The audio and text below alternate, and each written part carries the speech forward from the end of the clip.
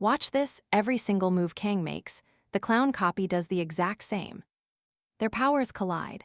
Kang quickly shifts gears and uses his shadow creature instead. It keeps the enemy distracted, while the copy mirrors every single action. Kang finally realizes this thing is a perfect copy of his own abilities. Despite the perfect mimicry, Kang does not stop his relentless, heavy assault. He has fought this type of enemy every season, and honestly, it is getting old.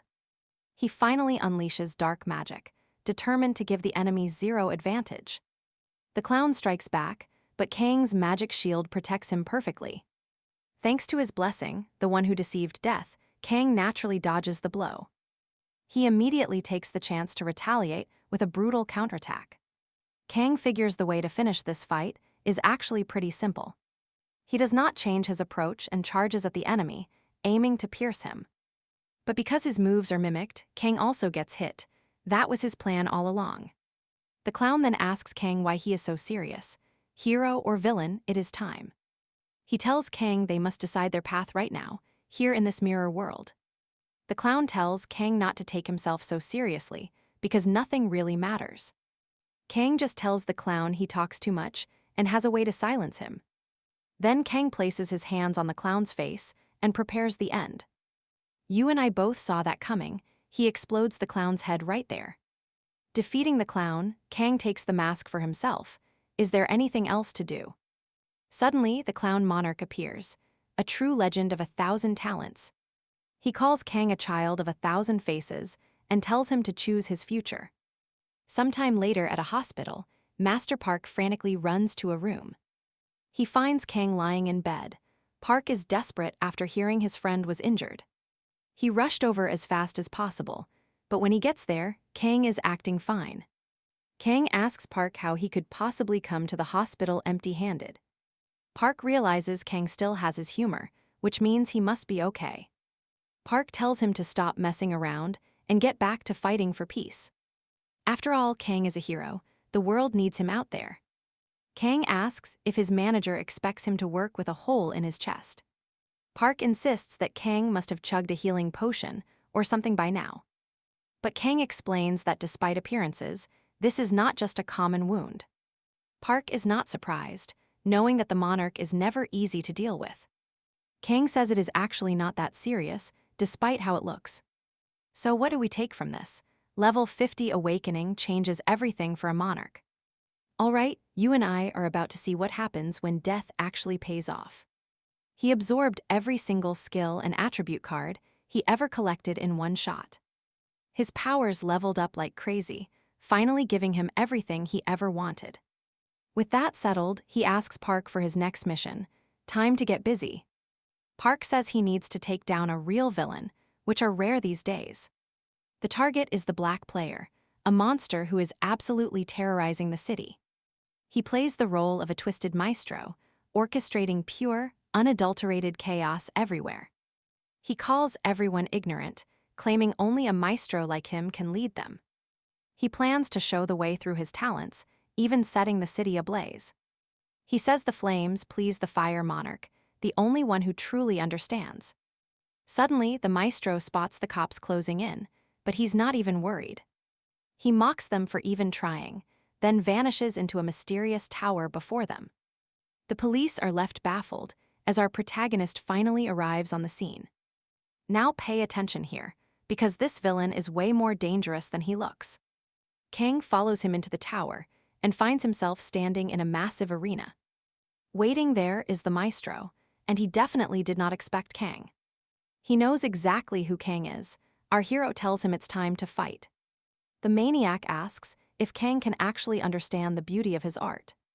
Kang shuts him down instantly, calling him nothing but a delusional magician wannabe. He wonders out loud why the world is crawling with so many crazy lunatics. The maestro is fuming. He hates having his precious art compared to cheap trash. He unleashes a wave of fire, desperately trying to burn the protagonist alive. Kang just scoffs, saying fake artists always get triggered over the smallest things. That really pushes his buttons. Suddenly, Kang spots a massive attack from above. The pyromaniac thinks he's won, but he doesn't know who he's dealing with. Kang is way too smart for that. He escapes easily and mocks his opponent. The maestro launches another attack, and this time, it actually manages to land. You saw that too, right? He's actually laughing in our hero's face now. He says Kang helped his masterpiece, but victory is very short-lived. Kang reappears, revealing it was all an illusion before charging forward with speed. The villain actually dodges the counter, which actually manages to impress our hero. But even with the dodge, he's wounded. He starts screaming in a blind rage. He yells that fake art shouldn't talk. Kang just says he isn't good enough. With that, Kang activates his ability, creating several perfect clones of himself. He tells the maniac that this is the only audience he truly deserves. Since this is his final performance, but the villain screams he won't die. He yells his art won't die, then triggers a massive explosion from within. The blast catches Kang off guard, but then his system confirms the win. Players can't actually kill each other inside the tower, so he's still alive. He figured he should have just waited for the psycho at the exit instead. Kang leaves the tower and teleports straight to France to finish the job. Just as he thought, the magician's specialty was sudden death, but Kang's ready. He finds him in his home country. There's no way he's escaping this time. Kang strikes with his ice blades, making sure the enemy is pinned down. And trust me, you and I are about to see this villain finally fall. Stick with me, this is where things get seriously complicated for Kang. This shield wasn't the magician's doing. A woman emerges from the shadows. He recognizes a familiar face immediately. It is Saint Mary Gerger, the master of the Rescue Guild. Kang asks what she's doing here. Mary mentions the French government. Her guild was sent to track the black player and capture him. Kang asks if he can just end him, but Mary disagrees. She says the criminal cannot die yet. He is too valuable alive. Mary adds that execution is only allowed in very specific situations. Kang sarcastically remarks that she really lives up to her saintly title. Mary fires back that revenge only leads to more endless revenge. She tells him fighting monsters doesn't mean he should become one. Kang asks what is so wrong with killing this absolute psychopath. Mary insists she is telling him this for his own safety. She asks if he understands the global chaos this act would cause. Now pay attention while they argue. The enemy's ice starts melting. The magician sees his chance and triggers another massive explosion. He can't break the barrier though and ends up blasting himself. Mary repeats she is trying to protect Kang from the fallout. She says the criminal is captured now. Kang should just go home. Kang walks away, complaining that his trip to France was a waste. But before he leaves, Kang decides to try one last move. He unleashes his dark magic, aiming to strike the enemy again. Mary keeps her shield up, telling him he is wasting his time. Kang agrees out loud, but secretly he had already expected this. He strikes again with everything he has, and it's perfectly effective. You saw that too, right? This moment leaves the saint completely speechless. The hostage is gone, leaving only a massive pool of blood behind. This hits a nerve with her guild, but the Clown Monarch loves it. Kang asks her if she knows how many children this monster killed. He points out that innocent people have suffered because of this lunatic. Kang makes it clear that this psychopath deserves absolutely no mercy. He argues that black players are destroying the world faster than towers. But the saint still cannot agree with his brutal execution methods. Kang knows the line about becoming a monster, and he doesn't care. Mary steps closer, looks him in the eye, and says something surprising. She tells him he is not a monster. Kang is actually shocked. He hides it well, though. Suddenly, his phone starts ringing loudly. It's Master Park, screaming because Kang is fighting a serial killer. Kang casually tells him to stop shouting before he goes deaf. He asks what the problem is. Park is losing his mind. He explains that executing a target in public is a legal disaster. It's called excessive force, and the French government is now involved. Trust me, you're going to want to see what happens next. He's not finished. All right, stick with me as Kang explains he has a life beyond work and promises to share everything. He'll spill once he's home, then just hangs up, leaving his friend talking to thin air. The guy is left hanging. Kang's grateful for the assist, even if his buddy is too dramatic. Park's always a bit too much. Now alone with Mary, he finally thanks the saint directly. He tells her he's in her debt, and granting her big request is only fair now. It's the least he can do. Mary's relieved, but when Kang tries to lean in closer, she shuts him down, saying she'll see him tomorrow in Paris. Talk about a cold shoulder. Kang notes she's a master at setting boundaries, then asks if she has more to say. She just says no and wishes him a good night. Just like that, the conversation ends. After Kang leaves, the saint wonders if asking such a massive favor was really the right move. Next day, a new tower suddenly opens in the heart of the French capital. Things get real. Now pay attention, because Kang is already on site, ready to conquer this insane scenario. Enemies are swarming him, sniping from a distance, but Kang just starts blasting right back. He's returning every single hit. The saint is right beside him, riding inside their armored carriage. Kang spots a bridge ahead and decides to block it off to trap their persistent pursuers. They're trapped inside a tower scenario that's literally recreating the chaotic French Revolution. Their mission: protect the nobles from the angry revolutionaries. Kang and the saint move fast. They lock down the bridge. Then Kang just smashes it, making any crossing totally impossible. They stand guard, itching for a fight. While the nobles escape, something strange happens with the enemy. The enemy leader doesn't attack. Instead, he calls a ceasefire and demands some serious answers. He wants to know why the players are doing this. Apparently, things were very different before. Kang and Maria used to fight for the revolution. The leader can't believe they switched sides. He's baffled by their betrayal. He points out that the saint was their key to success. He's desperate to know why she isn't fighting for their glorious cause anymore. It makes no sense. He accuses her of siding with the corrupt royals. Still, he hates fighting a former ally. He's hesitant to strike. Kang turns and asks if this is the real truth. You saw that coming, right? Kang finally realizes Maria has been in this world before. Maria confirms it. She was here once before during a Tier 5 tower run back then. She fought without hesitation for their cause: freedom, equality, and a united world. Kang recognizes that slogan instantly. Maria explains it's from a famous historical revolution. It's the classic cry for liberty, but Kang points out the harsh reality of her choice.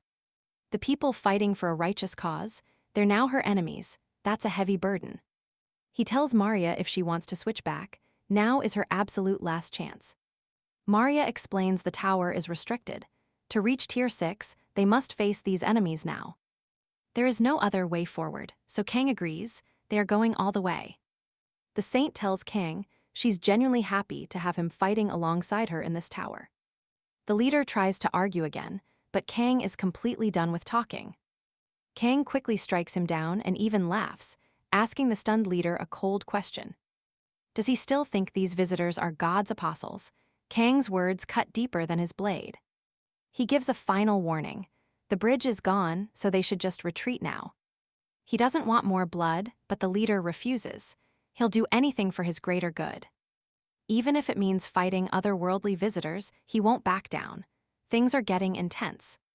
He announces anti-visitor tactics and orders his men into full gear. They activate tactical armor mode and unleash their magic equipment. They're going all out. Trust me, you and I are about to see an epic battle, freedom or death. Stick with me as the enemies unleash these energy-blasting firearms. Maria the Saint buffs Kang, giving him a massive 1000% boost. His speed hits lightning levels, making him think this fight just got easy. Maria tells him to fall back, but Kang is not listening at all. He drops the darkness, causing a total blackout that stops her cold. Kang takes over, effortlessly slashing through waves of enemies in the dark. A Tier 6 army is tough, but fighting in pitch black is harder. He calculates every strike perfectly and tells Maria to keep her shield up. Maria is over it and begs him to clear the darkness already. Kang tells her to stay out of it. He is not having interference. He wants to test these buffs since they are sharing that sweet experience. He insists he can finish this alone. He has everything he needs now. Her buffs are enough, so she needs to stay out of the fray. Maria is clearly frustrated, but she knows they have to keep moving. Riding his giant cat, Kang tells her they need to reach the king.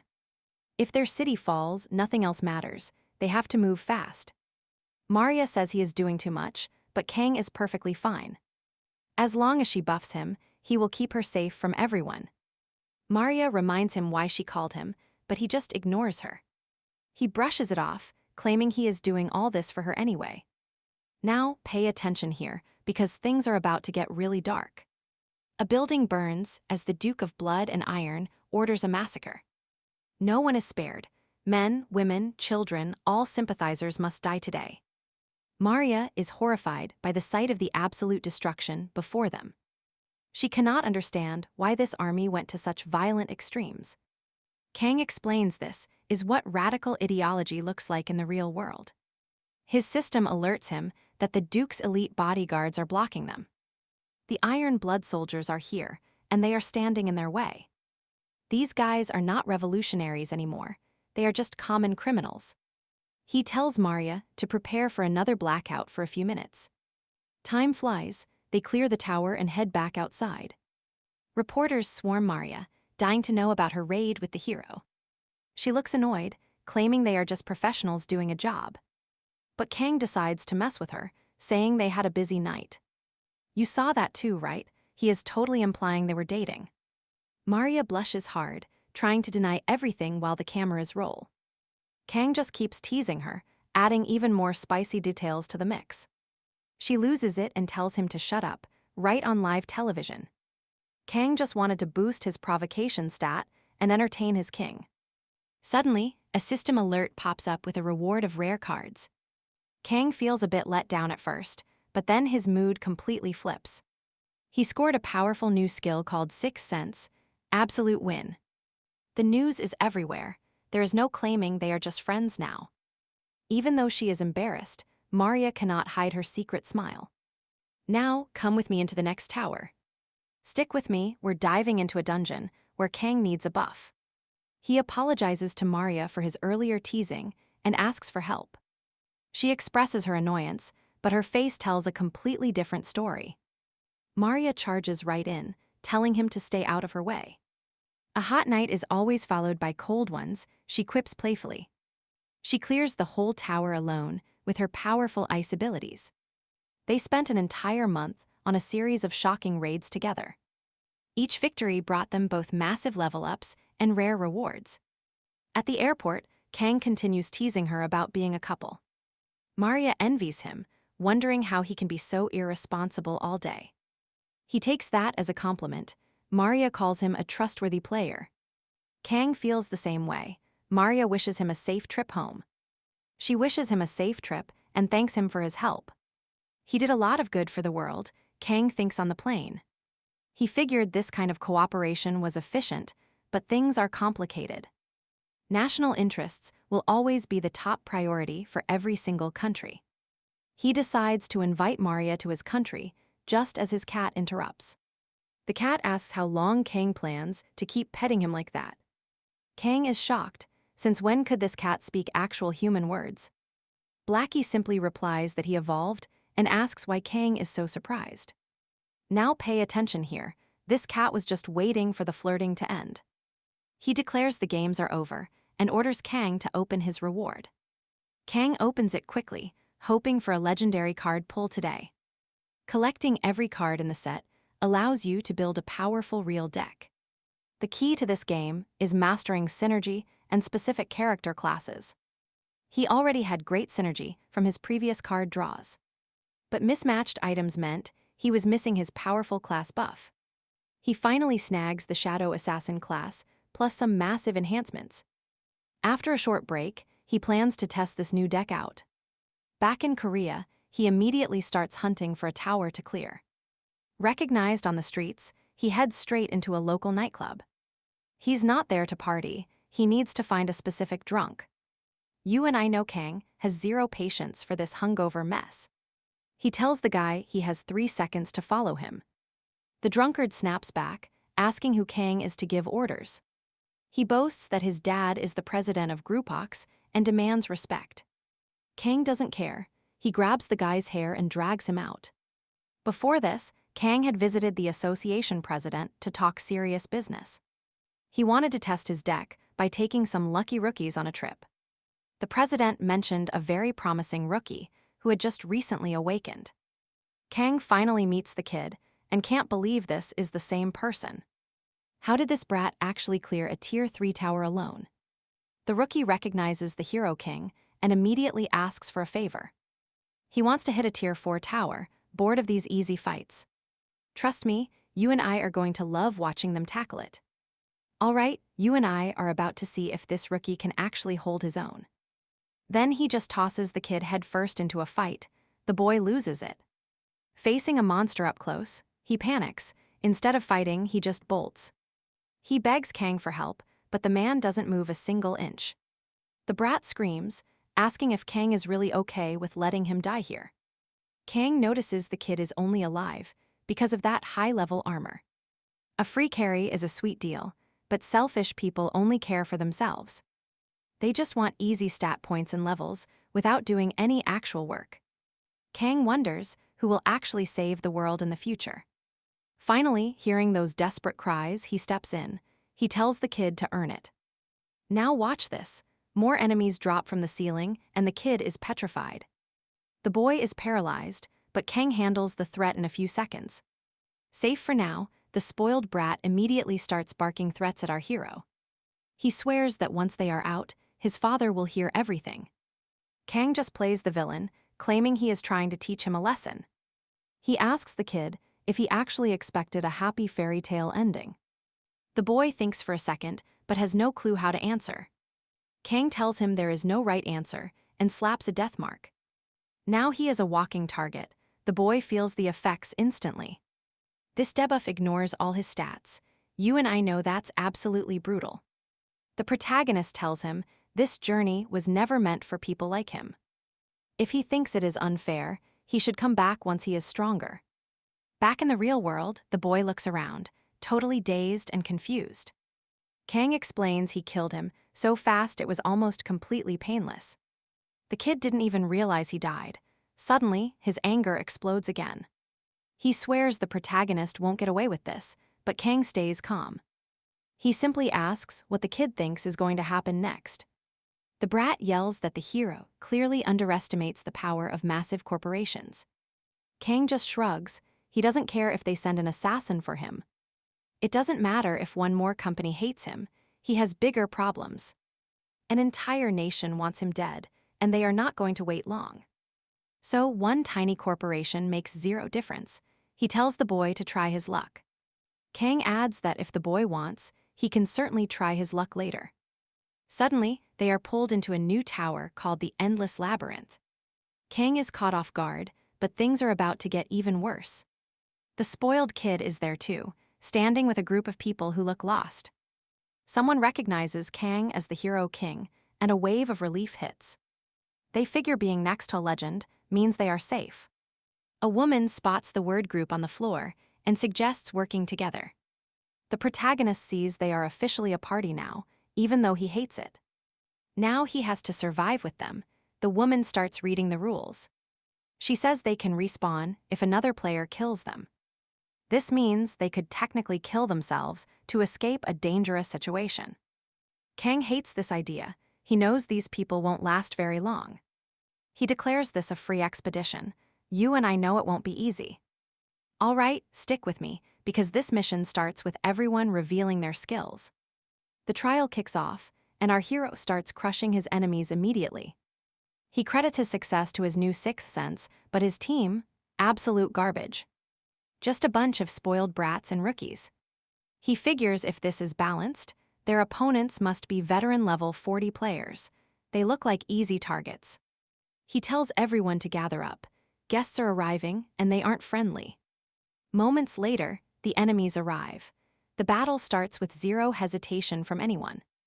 Our hero declares that if most of the team dies, everyone gets disqualified. He warns them, if most die, everyone is disqualified. Pay attention here. The opposing team is already failing. The system is about to eliminate them. But Kang notices something critical. He jumps in to kill them all himself. He takes them out, before they can even get close to his tower. Here is the harsh truth. If the maze kills you, you stay dead forever. So he tells them to be thankful for his mercy in ending them. Otherwise, the maze would have wiped them out of existence for good. Meanwhile, a scout watches from afar and runs back to warn his team. But suddenly, Kang is right behind him, scaring the soul out of him. Terrified, the guy pretends to be a massive fan of the hero king. Kang coolly asks if he is alone. The player immediately bolts back to base. He reports finding players, saying one is strong but the others are weak. Their leader decides to target the weaklings to trigger the disqualification rule. But as they run, the leader realizes they aren't heading the right way. He asks if they are even running the right way. The scout just smirks. Turns out it's a setup. Now they realize it is a total trap. You and I saw that coming. Kang appears and wipes them out instantly. Their entire group fails the raid, but our guy is not done yet. Kang is not done. He hunts down every other group in the maze. He clears the floor alone, while his teammates just watch from the sidelines. They celebrate their easy win, but the system suddenly issues a major warning. They must agree on the reward distribution, or nobody gets a single thing. They realize it is a shared prize. Naturally, the greed starts to show. This isn't an individual prize.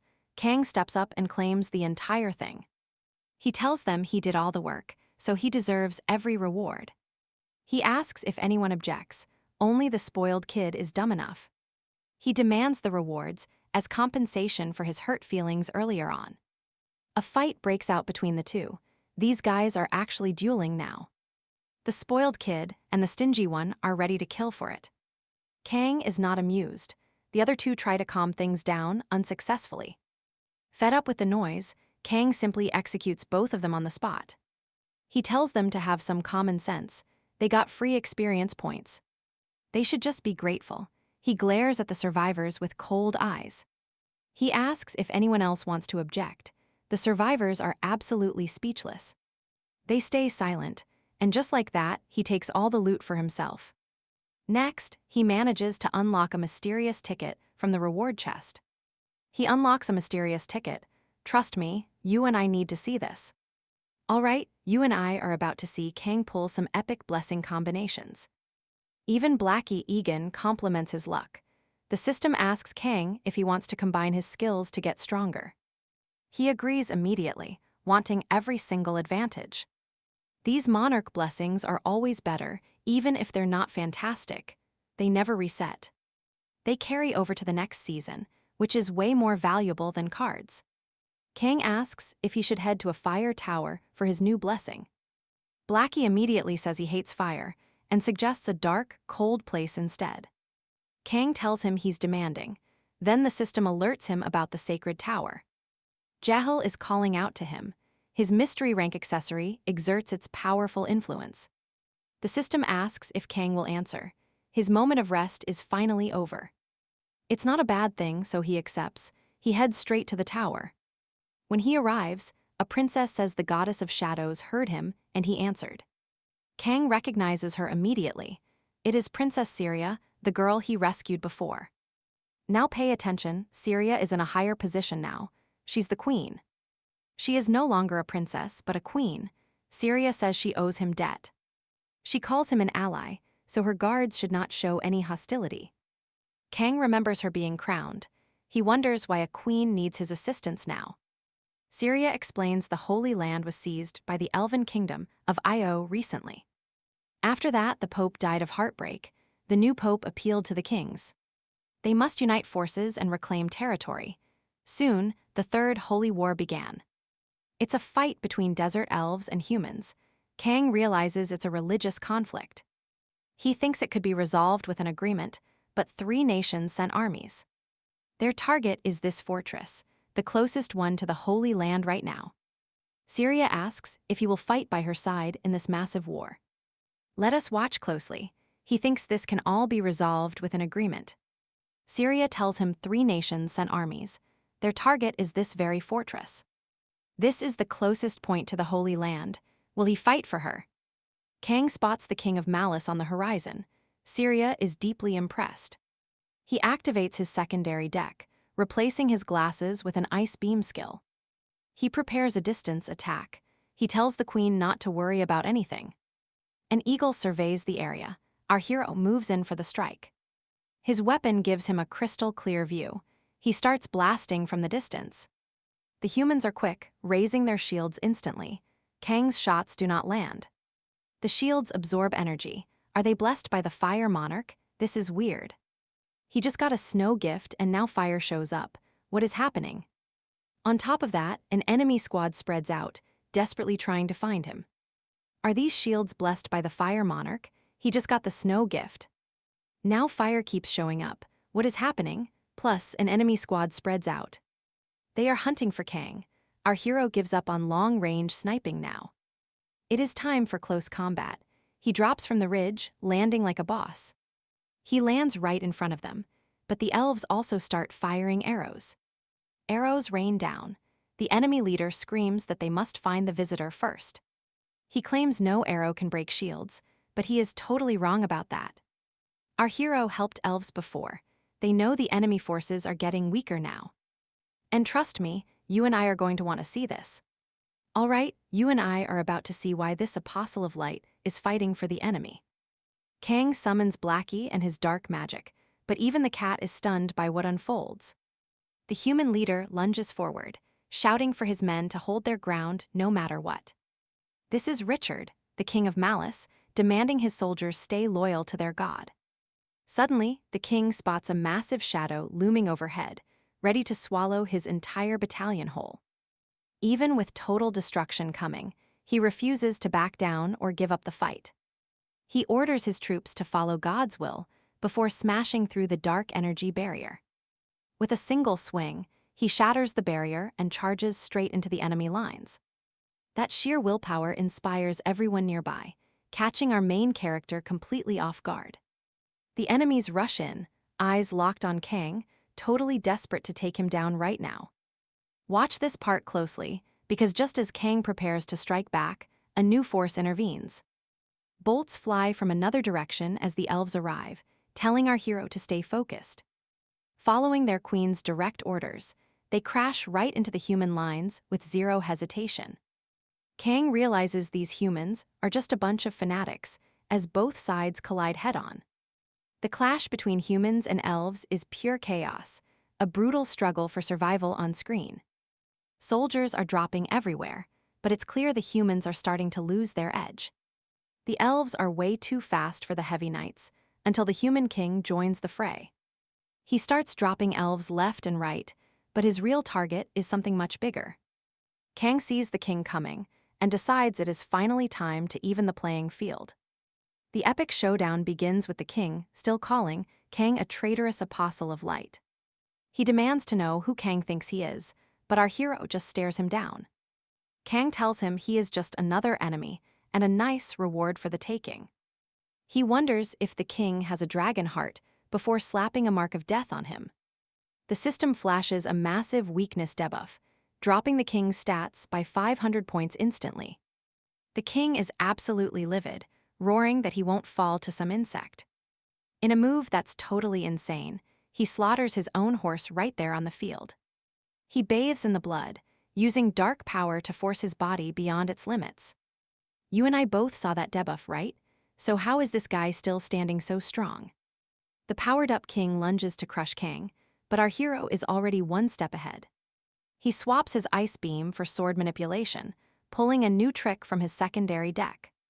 The battle goes into overdrive, as Kang uses mental control to make his blades dance. Bloody souls erupt from the earth, swirling around the king and consuming his entire body. Kang realizes all this bloodshed has supercharged his power, and the system agrees with him. The conditions are met, as the screen outlines the massive area of effect for his skill.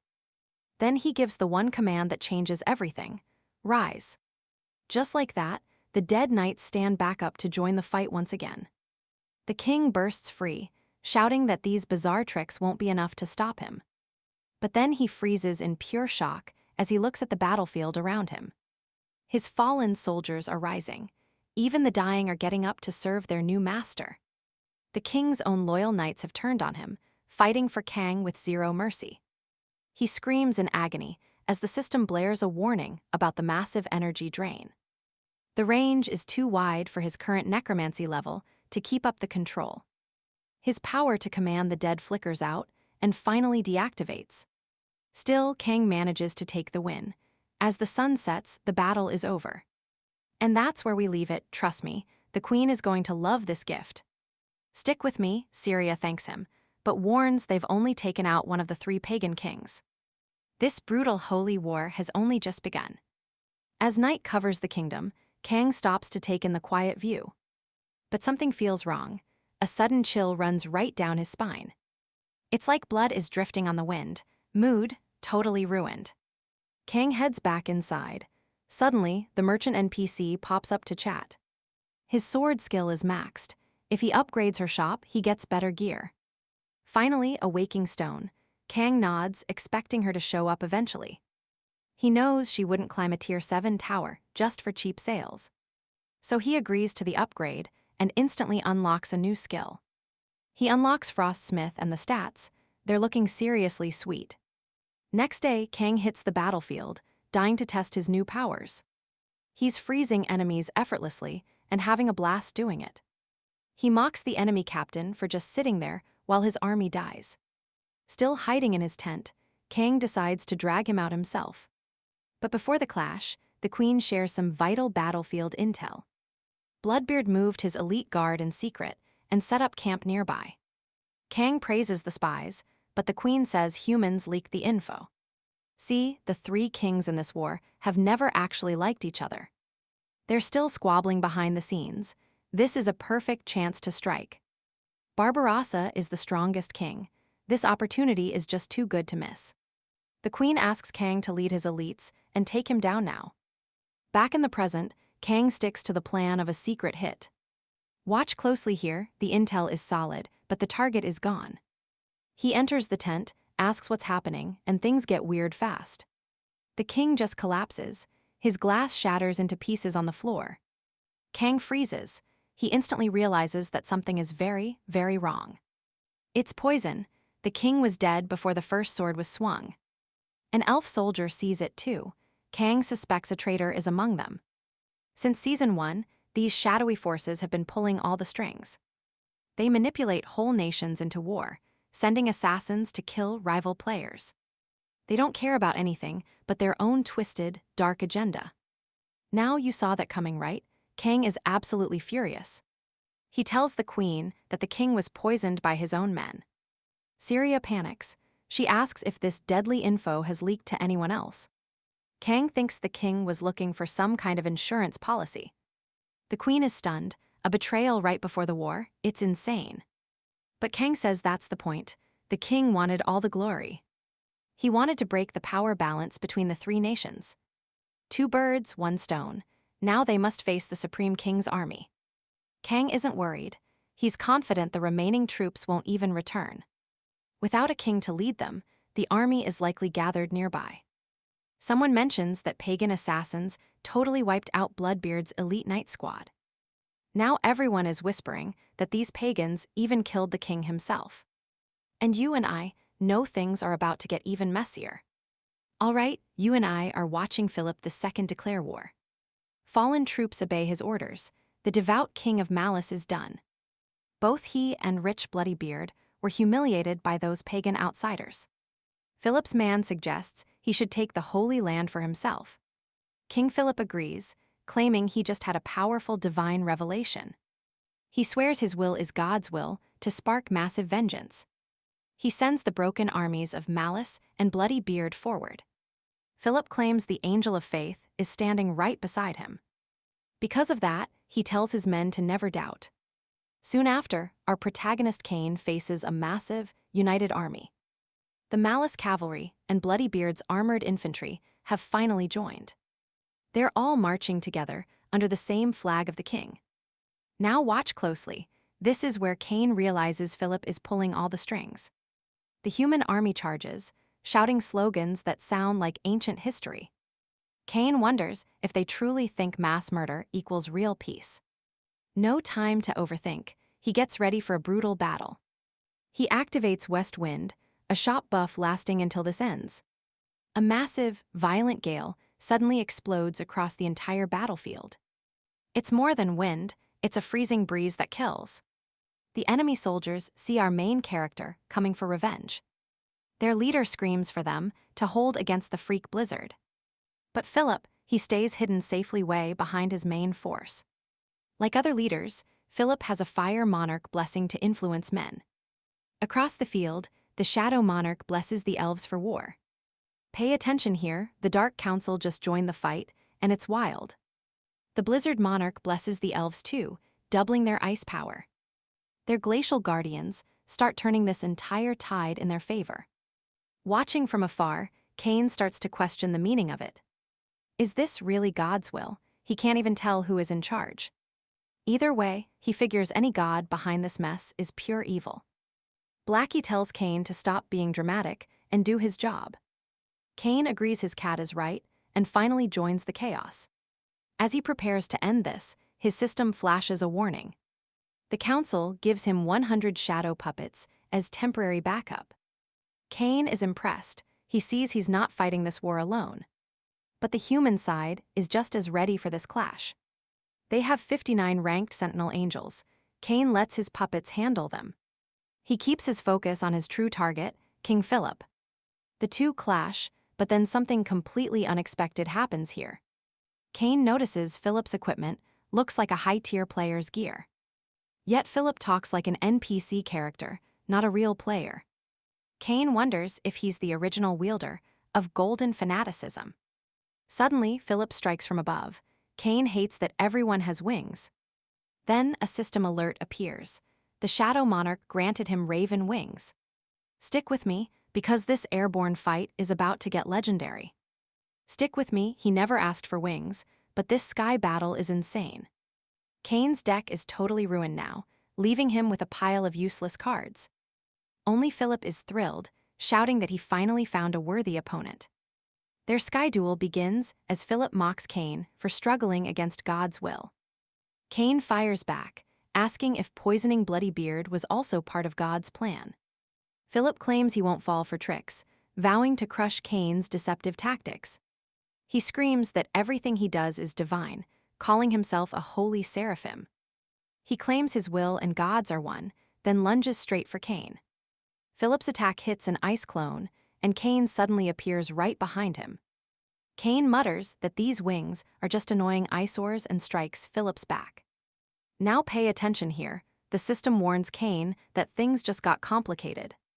This rank 8 Seraph has a Supreme King's body, making him dangerously tough. Philip's body explodes with light, blasting Kane backward through the clouds. Philip heals instantly, rising back up with a halo and massive wings. Kane watches in disgust, thinking angels are nothing more than body snatchers. Suddenly, the system pings as the Fire Destroyer faction empowers Kane's light sword.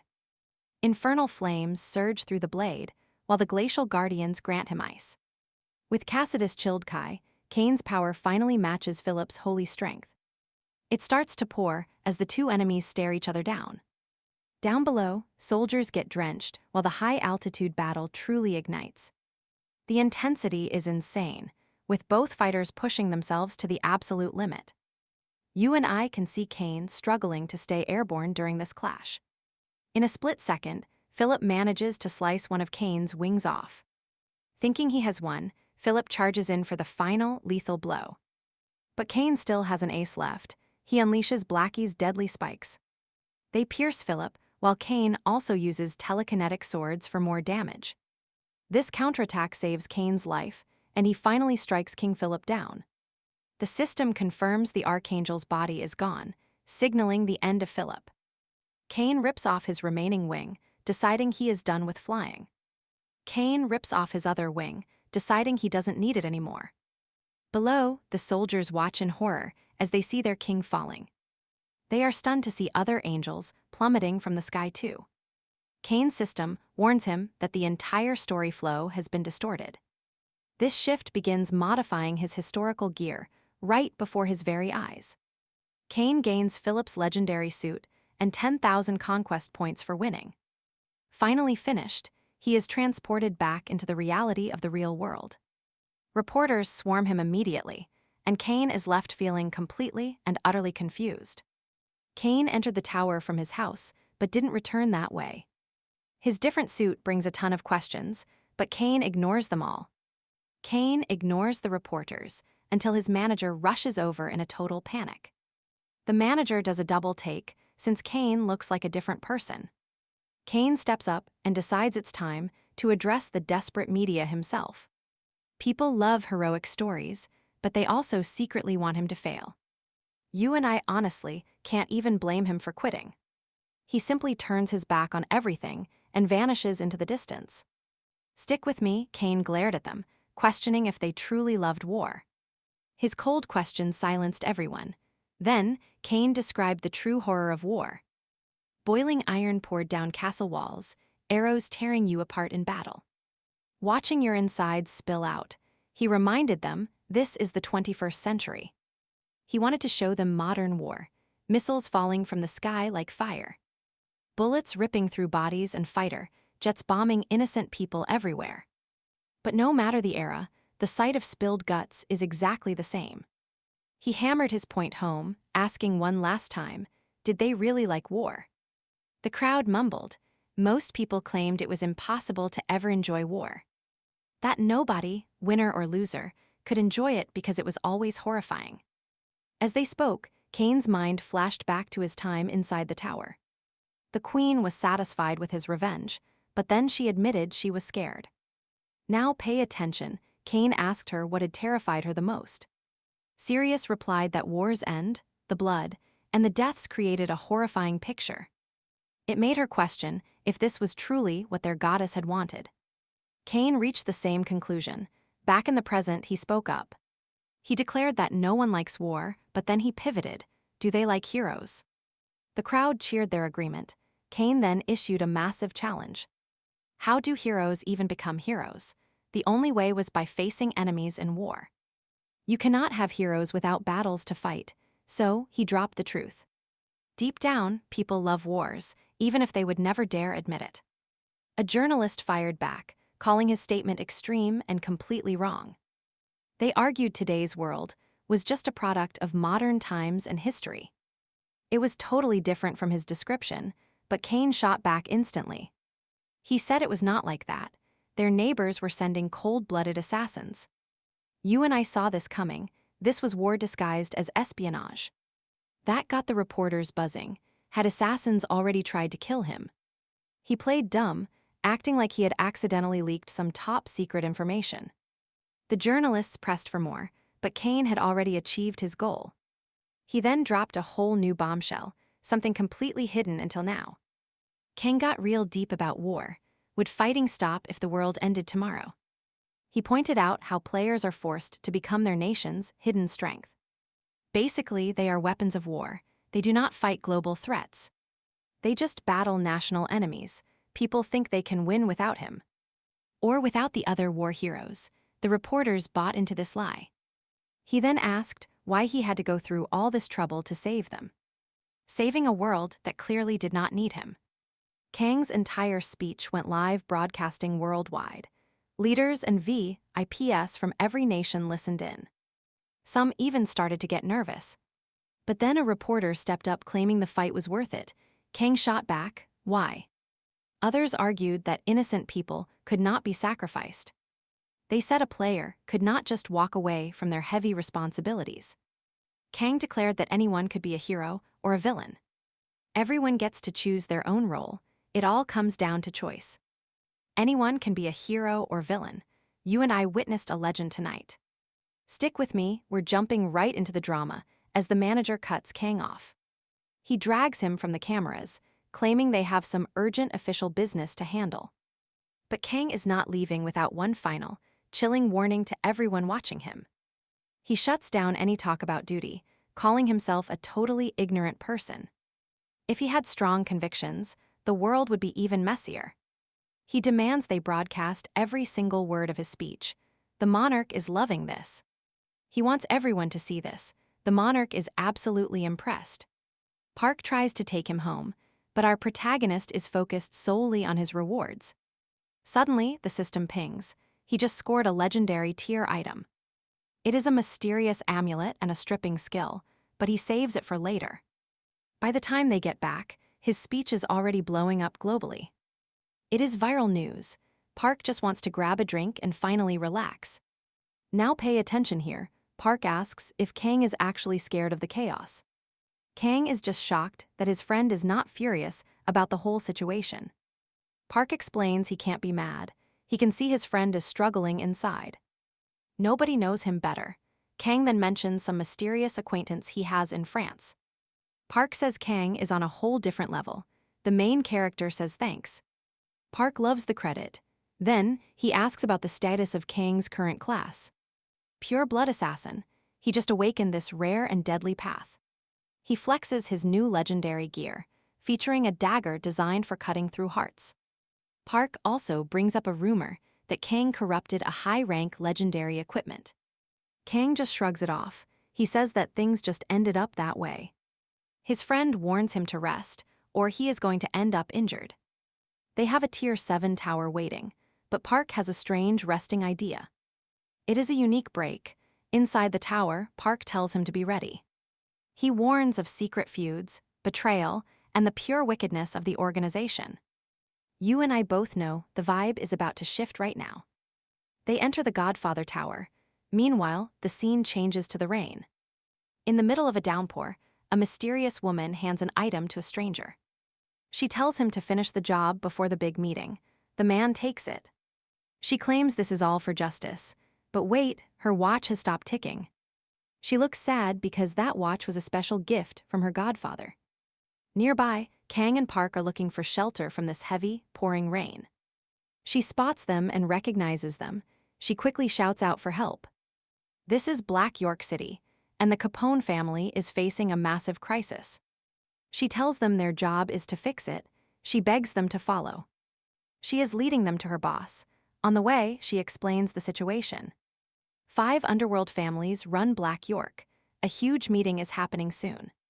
Several major companies are gathering, but tragedy has already struck the Capone family. The first godfather and his people were brutally wiped out. The former leader of the Capone family is dead, along with his entire squad. She reveals she was an orphan on the streets before awakening her hidden powers. Her powers were useless until her godfather adopted her and changed her entire life. Our protagonist, he does not seem interested in her sad backstory. Trust me, you and I are about to see this get wild. Alright, you and I are about to see how one survivor changes the whole game. He is now the current head of the organization, and he is waiting for them inside. The kid proudly claims he is the CEO and the official leader of the Capones. But Park just smirks and calls him the little boss right to his face. Vito gets triggered instantly. He yells that calling him little boss is extremely insulting. He is the rightful heir, and he expects to be treated like a king, not a child. Rebecca tries to smooth things over, saying these outsiders just do not know his worth. She reassures him that his presence alone commands all the respect in the world. His ego is back up now. The boy says he is busy, so let's talk business. He tells Rebecca to start the procedures so they can get this over with quickly. Kang has not said a single word, just watching the drama unfold from the shadows. After a short talk, Rebecca explains their main goal for the upcoming week. They need to bring the Capone name back from the brink of extinction. Watch closely here. They have 4 days to steal the show at the big meeting.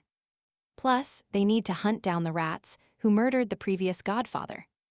Kang asks for suspects. Rebecca says it is likely another family head or a former ally. It could be anyone within the circle who decided to turn their back on them. The main suspect is Gambino. He is weak right now, but he is desperate for a fight. Our main character flips through the files, looking bored with the whole thing. He casually asks if he should just slaughter every single person involved instead. Rebecca actually loves the idea. Why not just wipe out all their enemies now? They will have to kill them later anyway, so why wait? But Kang is not so sure. Now I know what you are thinking. Is the kid boss ready for that kind of blood? Vito admits his father was a legend, but he wants to do things the traditional way. He has watched Rebecca for 20 years, and her steady methods are the family core. He does not want a new approach. He wants to keep the family legacy alive. Kang reminds them that Vito is the leader, so he is the one making the calls. Vito admits she has more experience, but he is the one who has to decide. The protagonist asks him one last time if he truly wants to kill their rivals. Vito honestly says if they are not the killers, he would rather not start a war. He wants to keep things stable, so he asks Rebecca to follow his lead. She is not happy about it, but she respects him as the head of the family. The mission is on. Park immediately suggests they start by hitting the Kallio family first. They are the closest targets available. Kang jokes that Park is becoming a real villain. Park just shrugs it off. He says living like a villain is actually pretty fun. After all, to these two, this entire world is basically just a high-stakes game. Moments later, the Kallio family guards are arming themselves, ready for an attack. They cannot believe anyone would invade their turf, but they are out of time to think. The two friends strike hard. Park tells them to surrender while they still have lives. Cooperate and you live. No way. The guards scream they will never betray their boss. Fine by me, Park says, if you want to die for them, be my guest. Kang watches his friend, totally cold and collected as he begins the real carnage. Suddenly, a panicking man runs out, screaming about them attacking before the big meeting. Park asks if this is the big boss, but a guard says he is not that important. He says their boss would never stoop this low. You and I are just getting started. All right, stick with me. We're diving into a story of pure chaos. Park tells Kang he's only here to rest, not to fight together.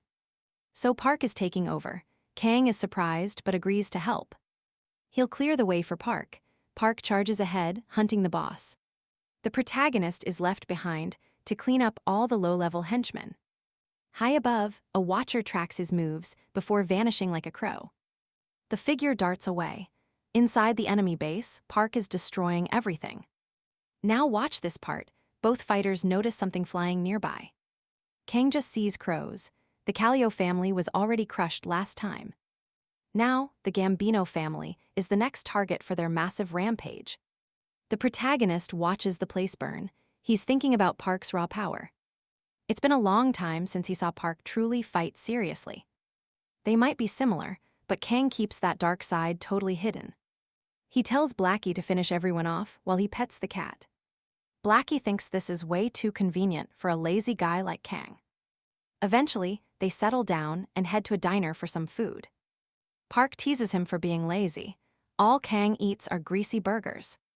He eats them morning, noon, and night. He just can't get enough. The protagonist swears these are the best burgers he's ever had. He wants to enjoy them fully before they have to head home. Park tries to suggest other food, but Kang is completely over it. He won't waste his break stressing out. He asks about the boss. The manager says the boss knows nothing. It was a total bust. Kang remembers Park's specific request, but the manager just shrugs it off. The boss wouldn't have been any help at the big meeting anyway. Speaking of that, the leader of the Gambino family is absolutely livid. Look at this guy, he's panicking because no one is answering. Neither the Sanchez nor the Falcons respond. He's starting to get worried. Their alliance is shattered. Gambino is furious and knows who did it. He's spitting fire, flashing back to the warning Park gave him earlier. Park told him that in 72 hours, his heart would simply explode. Unless a specific pressure point was pressed, he would surely die. The boss understood perfectly. That's why he's skipping the meeting now. He even agreed to help catch whoever was responsible for killing Capone. Park called him smart and left, but the boss is still hurting. The procedure hasn't happened yet. He's just waiting in total agony. Everything depends on that meeting taking place as planned. Kang hears this and realizes they've reached a dead end for now. The manager says they'll definitely learn the truth once the meeting starts. He's got a hunch. There's another player lurking behind the families. Someone else is pulling the strings in this dangerous game of power. This is the big moment you and I have been waiting for. Families pour into the room. Everyone takes their seat in total silence. Marcellus notes that it's getting late. The Gambino boss looks around. Vito reacts immediately. You and I are diving into a mob war that just got much deadlier. Vito thinks they killed his father, but Rebecca tells him not to rush things. She says to watch first. Vito agrees, but then someone bursts in with news.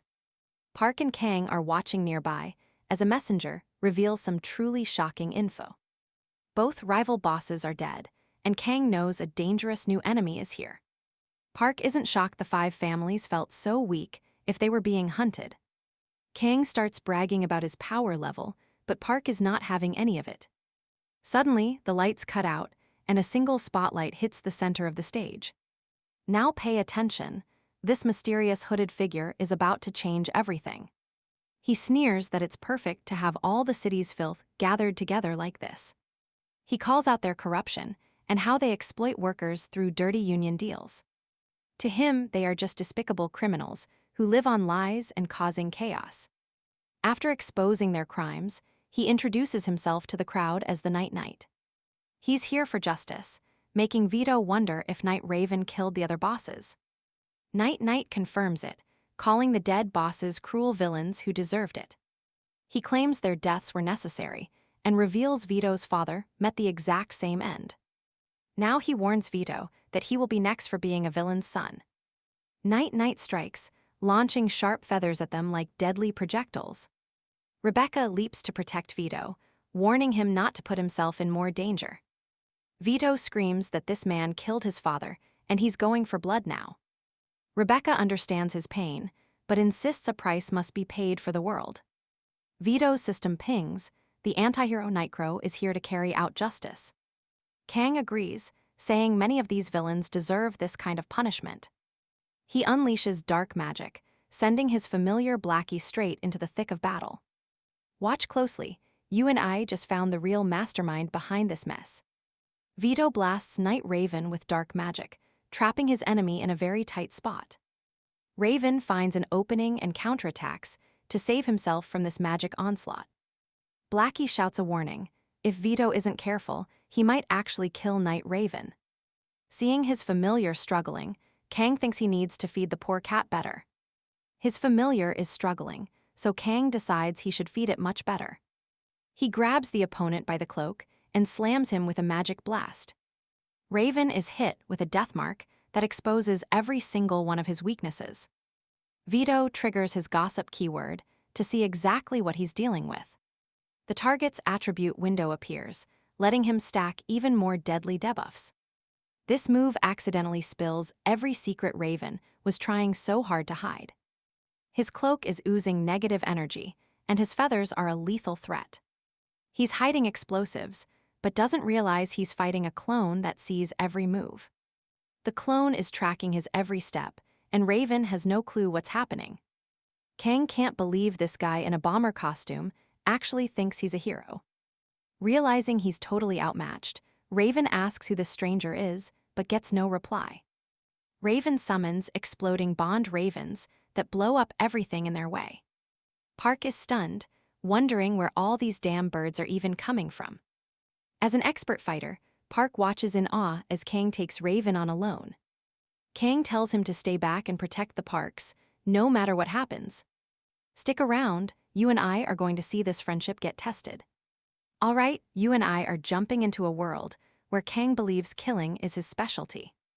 Out of nowhere, Raven screams that these outsiders should be fighting for world peace. He demands to know why they are acting like nothing but puppets for evil. Kang is lost. He does not understand a single word Raven says about peace or unity. Raven yells that Kang's enemies fooled him. He calls them rotten villains and killers. They murdered the entire Capone family and just walked away with it.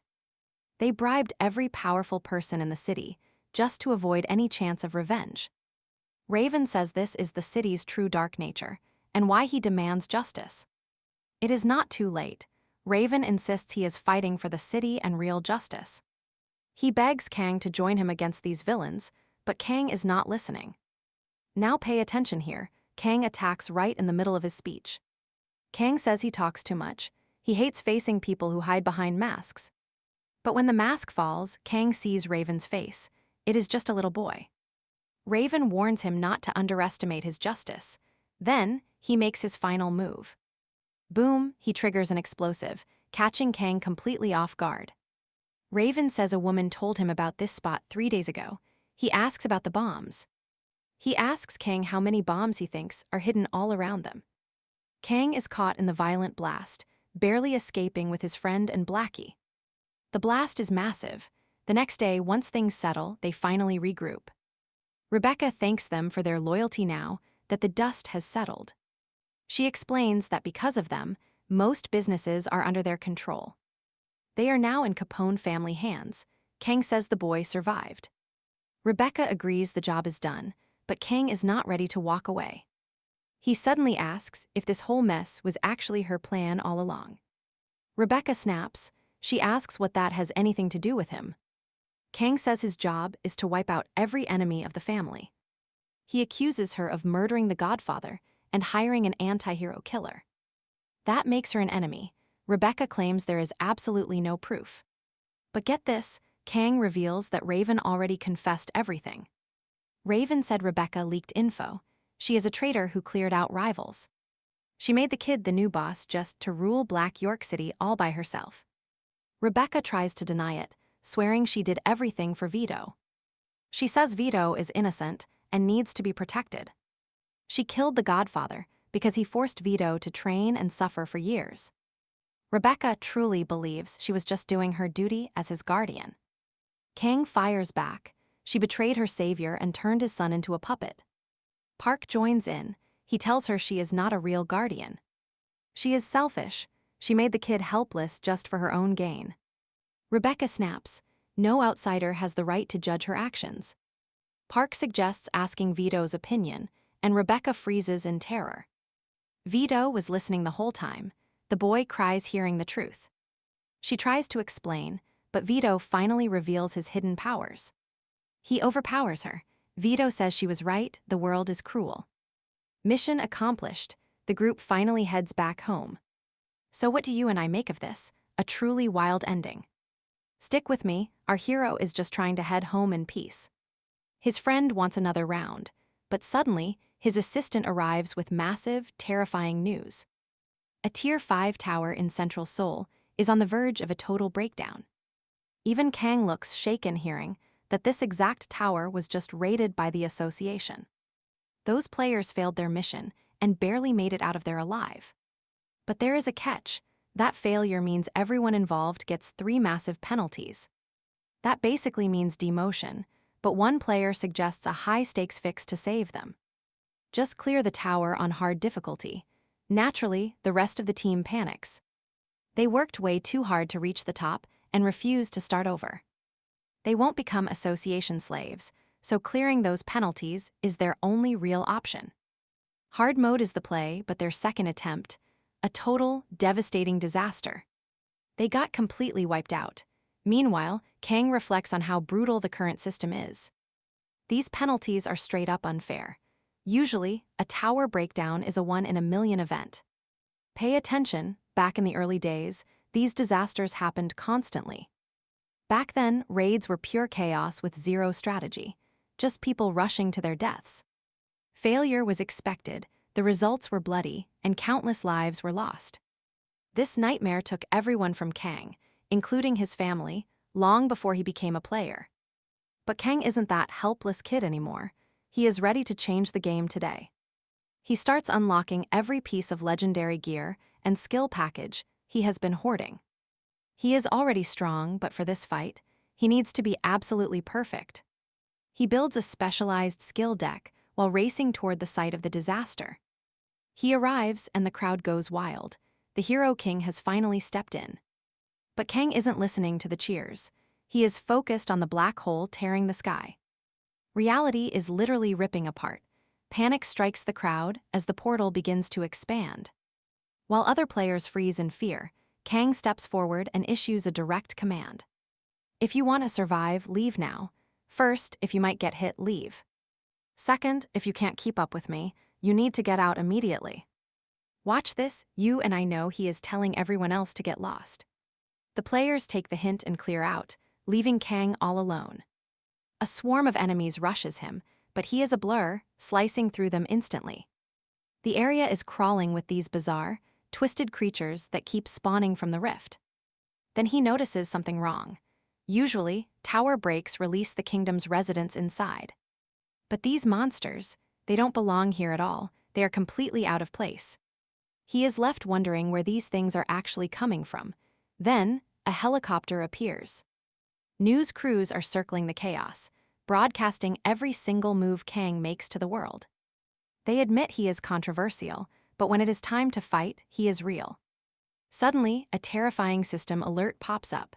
The monarch of the abyss is waking up. Darkness is rising from the depths. Down on the ground, the reporter sees the change. The portal is shifting colors, a clear sign that an abyss monster is arriving. Everyone is confused. How is a monster like that even coming out of a tower? Kang rushes toward the news helicopter. He yells at them to get out of there. If they stay, they are just monster food. As he moves in, he suspects a conspiracy. Did the monarch act alone? Before he can think, his system screams a new alert. The abyss slime has finally arrived. Kang is ready and launches his attack. Trust me, you and I are about to see if one hit is enough. Stick with me. He charges an ice attack mixed with shadow skills and Charlotte's web. He connects points, creating a deadly net with extreme cutting power. Khan combines everything to crush the abyss slime. He successfully stops the tower from breaking. The abyss monarch is so deeply impressed, he hands Kang a special gem. Back in reality, the local press swarms him. Everyone sees the hero king stop the tower break all alone. News of the incident explodes. Kang feels incredibly frustrated. He blames the association. He explains that the other players failed the raid and fled. Their cowardice caused the tower break. Now pay attention. The press is finally grilling the association. They admit fault but quickly try to justify themselves. For Kang, all that matters is the media is now holding the association accountable for this small victory with his friend Park. Park insists they need to use this opportunity to purify the association. Kang asks if he plans to run for president. Park just laughs it off, saying his real plan is to create a new guild. Kang points out the law. It states each nation can only have one guild, making Park's idea nearly impossible. But Park fires back at him, saying they need to seize this moment and change the rules. He emphasizes the association's absurdities. How can they set rules when they have never a tower themselves? Park adds they only promote sponsored players, ignoring everyone else. With public opinion on their side, they can turn things completely around. Kang just wishes his friend good luck. But Park declares this is Kang's business, too. Kang argues saying it is Park's duty, not his own. Park disagrees. Park tells Kang that people are on the Hero King's side, so he should be the one to create the guild. Soon after, a petition for a new guild passes 170,000 signatures. The guild you see the shift happening. Public opinion favors the Hero King, much to the association president's displeasure. He is certain Kang and his manager are behind this movement. He claims they do not understand the real danger ordinary players pose to civilians. He points out that weak governments let guilds link up with the underworld. He mentions dark player dominions. Even the United States uses its military to control strong players. The president sees all players as walking bombs. Without perfect management, he believes they become impossible to control. Therefore, he concludes anyone against him is simply narrow-minded and does not truly grasp how the world really works. Then his phone rings. His system flashes a message from the wicked monarch. It asks if the president wants to accept a new tower challenge. Meanwhile, a commercial starts playing on screens across the city. It features our hero in his old armor. And people wonder why this ancient ad is still on air. Our hero Kang, and that is where we leave it. Kang is considering the guild. Stick with me, you and I are about to see if a reluctant hero can save a world. Park told him not to sweat the details and just focus on being the leader. His manager would handle the work, but they needed a hero king to win. Park insisted that Kang was the only man who could actually save their world. Kang thought it over, wondering why the hero king always had to charge first. He felt his real calling was just clearing out towers, not all the fame. He scanned for towers at his level, but the system came back totally empty. So he killed his GPS, knowing other secret ways to enter the towers. Sometimes you just grab an amulet and wait for the world to call you. After that last mission, a boss dropped a special amulet just for him. These linked reality to the towers, but he felt nothing was coming soon. All he could do was wait, then suddenly, an alert blared across the city. Now watch closely, the Tower of Departure is finally about to appear. Everyone was tuning in to watch the top season 5 players fight live. Kang was confused, then his system flashed a message from the Clown Monarch. The Monarch was hyped for him to join, while global groups panicked. Information on this tower was zero, and the whole world was watching live. Here is the huge catch: if they fail, 100 million random people die. Kang was terrified at first, but then he realized this was his motivation. Suddenly, he was ready and agreed to join this mysterious new tower mission. Kang and countless other players from all over stepped inside at once. Once inside, Kang spotted some familiar faces from his past raids among the crowd. He told them he could barely hold back his joy since they were together. It had been forever, then the saint herself walked up to say hello. Kang immediately asked if she was cosplaying, but she just looked at him. She said no and mentioned she liked seeing him in his regular gear. He joked back, asking when he ever looked different, but she got serious. She brought up the level 7 raid, worried because he looked totally exhausted. Kang realized she actually cared and promised her he would keep on raiding. You feel that too, right? But before things got sweet, a jerk interrupted. This player told Kang to leave if he was sick, calling himself the hero. This fake hero king questioned why a top ranker like Kang was late. Kang snapped back, saying timing did not matter with millions of lives at stake. He asked if the guy wanted some cheesy movie line about the hero saving everyone. But the guy argued that the first people to arrive face the most danger.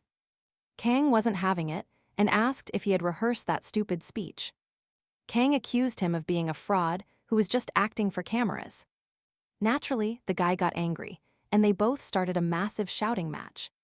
Suddenly, an older player stepped in to shut the whole thing down fast. Kang challenged him too, asking why he dared to show up without gear. The veteran calmly said it was not even the start of the season. Suddenly, an older player stepped in, cutting their argument off right there. Kang challenged him, asking why he showed up without the right combat gear. The older man calmly replied that the official season had not started yet. Trust me, you and I need to see why he thinks nobody dies here. All right, stick with me. The whole world is watching as the system alerts everyone. It announces that every player will temporarily receive top-tier equipment. This is a full 5th season end gear set for the tower duration. Powerful skills and equipment immediately begin distributing among this hero group. The old man Jor, a gravedigger and artifact company chief executive officer. He explains this gear makes the chance of anyone dying much lower. With York's help, the players feel their power grow, ready for action. A woman approaches Maria, shaking her head in complete and utter disbelief. This is Lydia, an international master player and a member of the police.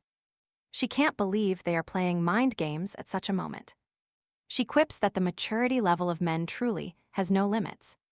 The saint reminds them how many lives depend on this raid's success.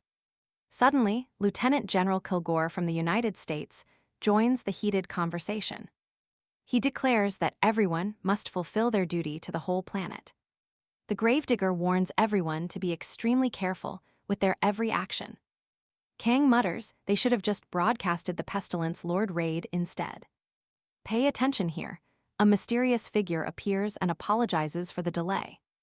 This masked individual announces that this is a festival for the heroes. It is a symbol to appreciate the warriors who killed the monarch. He officially welcomes all the assembled heroes to this massive tower event.